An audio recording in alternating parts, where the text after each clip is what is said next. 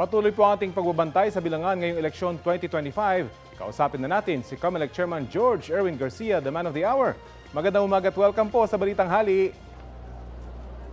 Magandang araw po at magandang umaga, Sir Rafi. Sa mga kababayan natin, magandang araw po sa inyong lahat. Unang-una po siguro, overall, kumusta po yung naging eleksyon 2025 sa assessment ng COMELEC? Hindi po muna tayo magbibigay ng pinal na konklusyon o kaya statement sa bagay na yan, Sir Rafi. Maganda po tapusin muna natin itong canvassing kasi siyempre, kinakailangan malaman natin, mabilis din ba yung proklamasyon at canvassing na katulad ng nangyayari dyan sa mga local candidates, local positions, na kagabi pa lang, naku, napakadami na po nagpoproklama kaagad. At yung iba naman tumanggap na kaagad ng kanilang pagkatalo at nag-concede na kaagad. So, yan po ay isang indikasyon ng mga pagbabago na isinasagawa natin para lang mas pagkakatiwalaan ng mga kababayan natin ang ating resulta at ang ating halalan. Pero may ilang lugar po na naging pahirapan yung pagtatransmit ng election return mula sa ilang clustered precincts. Ano po naging problema? Actually, hindi naman po. Kasi kagabi talaga by 11 o'clock, halos nakaka-83% na po tayo. Kaninang umaga lang ay nakaka-98.8% na po tayo ng transmission. So ganun po kabilis. Samantalang nung nakakaraang mga eleksyon, inaabot ng mga 3 araw, 4 na araw bago magkaroon ng ganung klaseng bilang o porsyento ng transmission. So medyo mabilis na po yan. At yung kagandahan po niyan kasi, gumamit tayo sa Rafi ng 3G or 5G technology. Dati 3G lang eh. At the same time, may mga Starlink tayo. Kaya napakabilis ng pagtatransmit mula sa presinto papunta sa mga canvassing area, lalo na sa mga city or municipal board of canvassers. Pero may mga lugar po na naiulat sa amin. For example, kahapon dito lang sa Quezon City, may mga presinto na hindi makapag-transmit. So, dinala at manually transmit na lang yung mga boto dun sa mismong COMELEC offices o dito sa may City Hall, Chairman. Yun po yung ating contingency, Sir Rafi.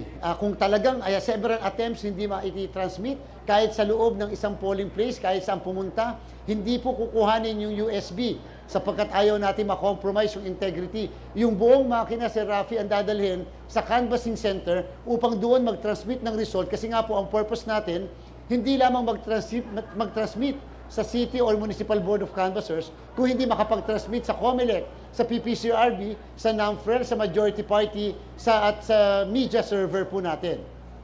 Ano po yung voter turnout na inaasahan ng COMELEC ngayon pong election? Alam natin pag midterm election ay mas konti yung bumoboto. Ganun pa rin po ba yung trend ngayong election 2025? Mukha po mas mataas. Opo, mukha po mas mataas, Sir Rafi, kasi po dati po 63-65%. Ngayon po hindi pa natin nakukuha ang complete na total at yung mismong figures, pero sa akin pong palagay magse-70% po. Sa sobra ng dami ng mga kababayan natin pumunta talaga sa bawat presinto kahapon, maaari nga talaga na nagkaroon ng problema dahil yung iba po pumila, nainitan ng kainit-init talaga kahapon, pero just the same, sa bandang huli nakaboto naman po sila lahat. Paano po yung magiging proseso ng pagproklama sa mga nangunguna sa senatorial race? Isang bagsak ba yung 12? Kailan ka ito inaasang mangyayari po? Isipin niyo po, Sir Rafi, ngayong araw na ito pa lamang nakatanggap na kaagad kami ng 30 na Certificate of Canvass of Votes and Proclamation. Ibig sabihin, madami na mga probinsya or highly urbanized cities, kasama na rin yung ating mga embahada or konsulada, ang nagpapadala sa unang araw pa lang talaga ng canvassing. So, ine-expect natin magiging mabilis po ito. Hindi katulad ng dati, mga sa unang araw pa lang, 3 o kaya naman mga 2 lang ang natatanggap na Certificate of Canvass of Votes and Proclamation. So hopefully po, sana abutin man lang tayo kahit Friday o Saturday, makapagproklama na po tayo sa linggong ito. Alright, Chairman, magandang umaga po sa inyo. Si Connie Season po ito. Sa Davao City po, Chairman, Magandang umaga po, Ma'am Connie. Oo, nangunguna sa pagkaalkalde si dating Pangulong Rodrigo Duterte. Paano po ba ang magiging sistema ng kanyang panunungkulan, syempre ngayong nakakulong po siya sa The Hague, Netherlands?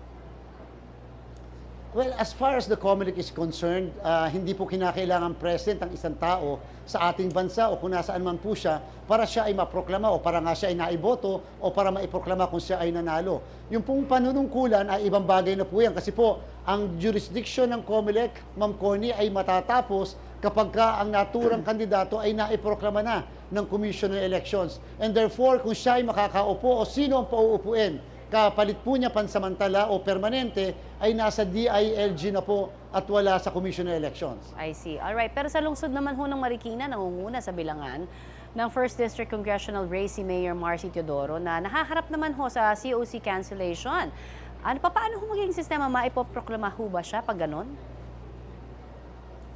Sa part po, sa akin po sarili, ako po kasi ay nag-inhibit dahil sa akin naging previous professional relationship sa mga partido dyan sa kaso na yan.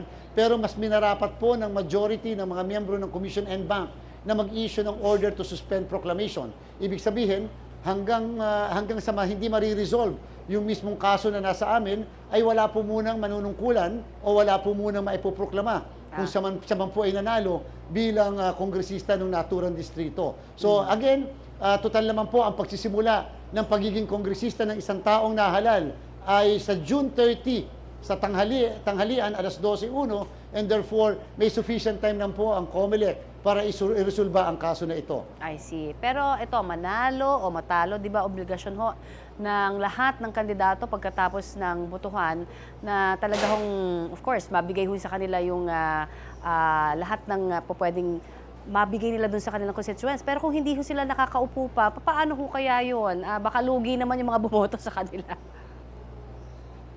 Huwag po mag-alala ang mga kababayan natin, lalo doon sa may mga kaso na mga nanalo, yan po ay kaagad i-resolve ng COMELEC upang hindi po nakabitin ang mandato ng sambayanan. Sa bandang huli, pinaka-importante pa rin ang mandato ng sambayanan. Kaya nga lang po, lagi at lagi muna na kinakailangan i-resolve yung issue ng whether siya ba ay qualified o hindi, sapagkat yan po ang tinatawag natin na rule of law. Pinaka-importante po yon, yung issue ng rule of law. Oo, Chairman, isingit ko lamang kasi kahapon pa nakaka-receive po tayo ng mga reklamo ng mga senior citizen, buntis, PWD, na yun ho na-assign dun sa mga pinakamatataas na bahagi ho ng mga gusali. Bakit ho ganun? Ang sinasabi ho ng mga election officers po, wala ho silang magagawa dahil dun nyo daw inassign, dun sila naka-assign sa mga kwarto na yun na hindi dapat, hirap na hirap po sila. Paano ho ba natin yan magagawa ng paraan na hindi na maulit sa susunod na mga eleksyon?